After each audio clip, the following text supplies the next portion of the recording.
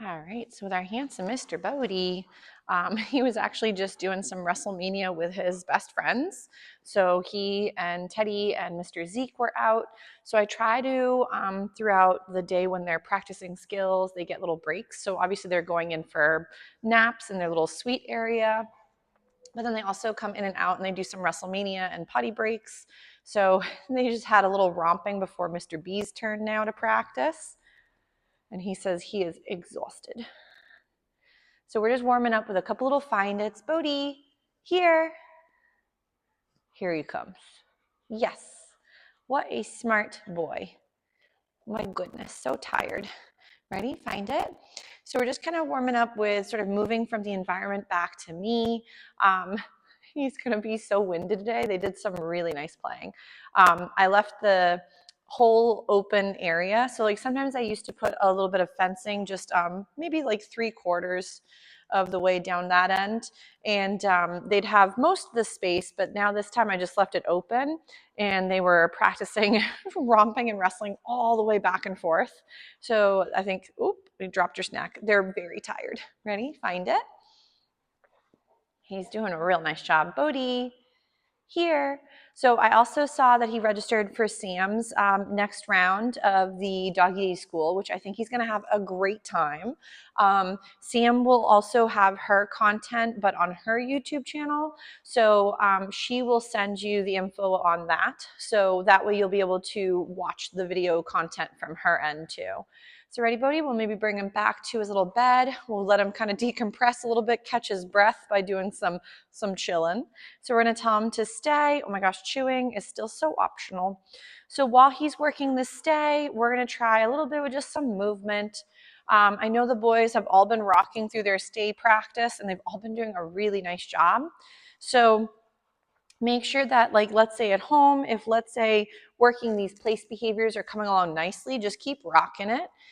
If you find it's not as refined as you were hoping, or they're sometimes having a little bit of a harder time, break it down into smaller steps. So earlier with Mr. T, I had to break it down a little bit easier for him. He also had to actually sneak out for a potty break halfway through doing, once the video was over, we snuck out. So there's going to be moments where restroom breaks or genetics, in the sense of like when they're starting to hit adolescence, will start to poke out. So sometimes that will also change up behavior and responses from babyhood, or like, again, 5 months and below, into more of that adolescence. Yes. So throughout this gorgeous stay, just like I've been doing with all the lovely men, we have been practicing adding some novelty, so throwing in some sights and sounds and movement from my end to help start to generalize his stay with his place position as being a really great idea to keep rocking it even through the distractions. Oh my gosh, chewing though is still on our skill set that might need some more practice. Okay, he got it out and now he's eating it. What a brilliant boy. Nice, yes. Doing a real nice job. Oh, there goes the AC again, popping back on. So you guys maybe can't hear it at your end. Oh, we got a little distracted. Okay, that's no problem. So let's say we lose him for a moment. Maybe there was a different sound. Maybe it could have been the AC that popped on for a second. Down. Nice. So we're going to reapply his stay. Since he's a little bit more refined, when he does go and wiggle, he's not in trouble, but we're going to start again, but I'm going to reinforce him for the rep where he was holding the spot. If, for example, you got a snack every time I had to reset him up, for some of the babes, as they become a little bit more comfortable with the exercise, oh my goodness, then they might start to think the whole sequence is get down on the thing, get back up, and then get a bonus bit every time we get up to get replaced. So I want him to, if he does start to get up and wiggle, he's not going to get in trouble, but we're just not going to get the reinforcement until we do another little rep of the skill if possible. I know I had mentioned earlier that if for some reason your puppy is not doing well, their inability to function could be also a byproduct of something else that might be going on. So if we were constantly doing this and he was really not having a good time with it and really having a struggle, I wouldn't keep forcing the dynamic. So like right here, he's doing a real nice job. Smart boy. Yes. What a good job. So our feet, a couple little moments. He's still rocking it. So remember the stay position. He is going to stay in that sort of spot, be it a dog bed or non-dog bed zone. So he could be doing the stays anywhere. But I wouldn't be doing weights and stays from the same target. Oh my goodness, backward sneeze / snack trouble. You good? Goodness me, there you go. I think you got it this time. Poor guy. Chewing when you're panting's challenging. So like, let's say again, we're gonna end the stay then this next time when I come over, I'm gonna again feed him for rocking the stay, but then I'm gonna go ahead and tell him all done, and then we can get up and wiggle. He's like, I don't know if I can. Ready? We're all done, you handsome. He's like, that seems so silly. That seems so silly. Ready? He's like, I don't know if I can get up. So if at times you're working stays and maybe he is really fatigued because he was romping legitimately up and down the whole training area, if let's say he got a little stuck, I normally don't like to feed him for coming out of stay, but I might get his attention, sort of lure him, see if we can get him up and wiggling. Ready? He's like, brain has melted. So if let's say you have a moment where he becomes one with the bed or one with the stay and he's really having a hard time, I may go into a little find it. I don't want to do that typically, but I don't want him to hear, for example, all done or that he's finished or released and he's just still stuck there. So if let's say, for example, he's normally really good about staying in his spot, every once in a while to get him up and moving, not the end of the world if we tossed a snack, but I wouldn't make it into the norm where getting off of the place or out of the stay equals paychecks. Because then we're going to start to have him think maybe the value in stay is the leaving it, not the staying in it. So I want to feed him for being stuck. Yes. So let's say here we're going to maybe try another little stay. Sorry, it's stuck in his jowl and he's trying to get it. He's too cute. So again, I'm just going to do a little bit with maybe the gate, some noise. Nice. What a smart man. So pretty.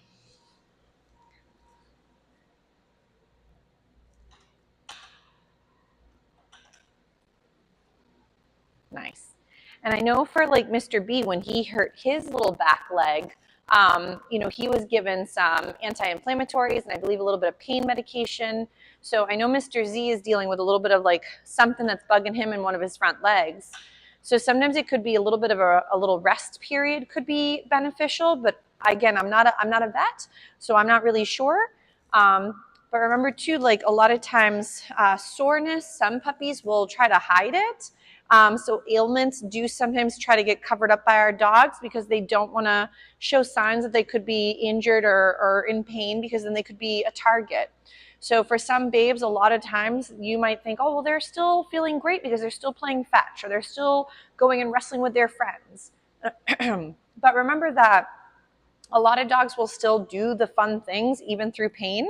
So I would always double check to make sure that things are going in the right direction if there is a soreness or an injury. What a smart boy. So again, he's got a little bit of drool hanging out, no big deal. So for doing such a good job, we're going to try just a little bit and then I'll give him a little break again. What a good job. So you can see that for a lot of the lovely gentlemen working through their place and working their stays, they kind of vary depending on where they're at, either behaviorally or comfort range or understanding. Also, age groups do play a role. So we may find for one of them, it's easier to rock a place position and a down. For others, it might be still working duration, less with distance or distractions.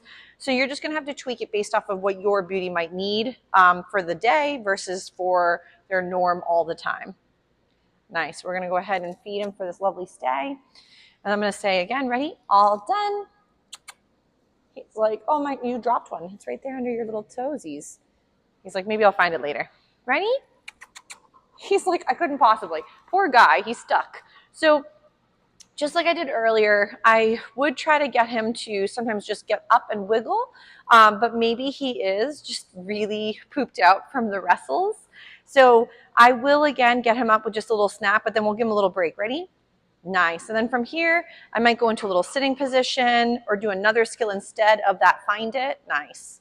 So that we were reinforcing for maybe a lovely little check-in with a sitting versus getting the food for the breaking of the stay. And there's a snack he lost, but I bet he'll find it. So I'm just going to give him a little breather from the place position and that dog bed so we can work a little bit with maybe some movement. So we'll do a little bit with maybe some loose leash walking. Ready? He's like, oh my gosh, I thought you were going to throw it. Nice. And I noticed he's got some pretty cool little fish snacks in here too. He likes those bad boys. Chewing is still something that takes some time, so very nice. Yes. So when working through some of this lovely loose leash walking, we're going to, again, feed for the beautiful boy being next to the side. If, let's say, we're working a little bit with some different behavior, ready? We might rock a little bit with a front. Nice. What a smart boy. And then from that front position, see if I can get him back to my side. Ready? Nice job. So not too shabby. I know he's getting to be a little bit of a longer boy, so we'll have to do a little bit more wiggles before getting into that place of the side position there. We'll do a little find it just to get him up and wiggling. He's doing a very nice job. Bodie, here. Oh, there's the snack that fell off the bed. Good job. Ready? So we'll again go with some more loose leash walking. So I know this morning you had mentioned how he was very much so stuck on an odor. Obviously, as you guys know, dogs see their whole world through their sense of smell, and going and sniffing around the environment is very reinforcing and very, very much so beneficial for their well-being. It's just what dogs enjoy doing. It's what they rock. So obviously, when he does come across certain zones that are very sniff-tastic and he gets stuck, I know we discussed real quickly this morning, try to have a slogan that might equal like let's go or something similar, and make it where every time you say that slogan, oh my goodness, there's been a really good fun moment to either play or engage with food or something he finds reinforcing. That way when you go ahead and ask for that same slogan, it might be able to get him up and moving from being stuck. I would be careful to, though, for example, every time your dog is sniffing, to always try to pull him out of it. So it's almost like us. We're finally sitting down, about to watch a really cool show, and someone comes in and takes the remote, shuts it off, and says, let's get up. So I would recommend it's a little happy medium where we have the awesome ability to go and explore and see the world through the dog's, again, sniffer. And then from there, also practice the collection of coming into your space and doing more check-ins, because sometimes you may, for safety, want to have him, again, attentive, being focused, working some loose leash walking, and then back into off-duty time. So we might try a little bit with our weight. I'm going to see if he can hold back for a few little moments, and then I'll end up calling him to me in just a moment or two. He's doing a real nice job. Smart boy. So if, let's say, for example, so I was going to see if he could rock it. Ready? If I lose Mr. B, sometimes it could just be that I went longer than he, like, good night. I went longer than he was able to rock. Again, wait. If, for example, though, we always like turn and face them and call them, we always lower our hand. In the beginning, that's perfectly fine for starting. But remember how we were discussing a little bit earlier with some of the other gentlemen, how building generalization, so maybe sometimes you call him facing him, sometimes to the side of him, sometimes it's right next door, sometimes a little further away. Sometimes you could be standing, maybe other times you're sitting on a chair or whatever, and you're building up this concept that no matter what you're doing or the environment is, that when you ask for the slogan of recall, no matter what's going on this end or around him, it still means check-in. So if, let's say, for example, he gets in the habit of you always turning and facing him and calling him, then I might go, Bodie, here, and call him from my side versus being always facing the guy. The other option, too, is if we tend to always use hand signals, which I think it's nice to have both. It's important to have the babe know the verbal cue as well as the visual, which would be your hand signal, because for a lot of them, they're much more visual learners than audible. So if, for example, he hears you say something, but he's not as responsive, it's more likely he thinks that it's, again, has to have the hand signal too. So we might go, again, wait.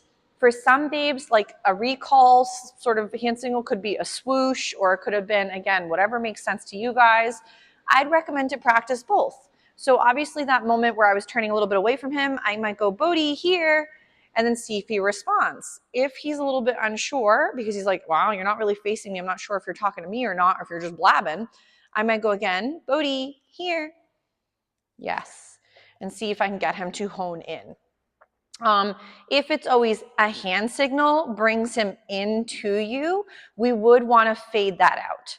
So if, for example, your babe can only visually see you and that's when they respond, what happens when they're out of range and maybe practicing in the woods or whatever, and you want them to hear the recall word or some sort of check-in word or even a whistle, and then that way you can condition them to always coming to that visual, not needed, but instead the noise. So very nice. So we're going to try again with a little weight, and we're going to try and add a little bit of wiggles just for distraction of me moving around him. We'll see how he feels. Oh, so he's getting a little tired. So if he wiggles, again, he's not in trouble, but we're going to start again. We're going to get that gorgeous little sitting. We're going to tell him to wait. He's like, oh, my life is so hard. He's like, I might as well get comfortable. And truthfully, I'm not a huge stickler. So like if you started off in a sitting position and you really wanted your babe to hold a sit, maybe, again, don't work them when they're so pooped out. But also maybe if you know he's going to skip the sit and go right to down, just start there. And then work that sit or down position to what you'd like to do instead. So Bodie here. Yes. What a smart boy. So I'm going to just give him a little jackpot with a couple little morsels for doing such a nice job. Brilliant boy. He's getting to be so tired. Maybe we'll try again. We'll rock that lovely down. He's like, oh, my brains. No, so if let's say we get a little confused, again, down. I'll help him figure it out. Nice, I'm going to feed for that little moment so we don't get too confused. I'm going to tell him to wait. And we're going to try a little bit more. So if let's say he's been getting more comfortable, just like I did earlier with the stay position, we do include some distractions and other things to help him get more comfortable with the weirdness that is the world and then go from there. But if let's say, for example, he was really having a rough time, then we're just going to make it easier. So again, right here, a little bit of braking moment. So we're going to bring him back. So remember, your puppy is not doing poorly if they have a mistake or they get confused. So just like with us, like you are not a dummy if you've never done something and you're still learning how to do it and you're still sometimes having a hard time with it because it doesn't come easy to you, that's still okay. So, but if, for example, we stopped helping him and we were starting to just get more grumpy, then that might be moments where we have to go back and sort of assess. And again, I'm not saying this is what we're all doing to our babes, but I would always assess, am I explaining this in a way that maybe makes sense to him versus me as a human? Am I also being, for example, like a helpful teacher versus is the learner getting really confused because maybe I'm not so good at explaining the situation? So a lot of times there's moments where we as people are very confusing, we're very contradictory, and sometimes we might say, oh my gosh, I love it when the puppy jumps up and says hi, and the next minute we're screaming off, no, down as they're jumping on grandma.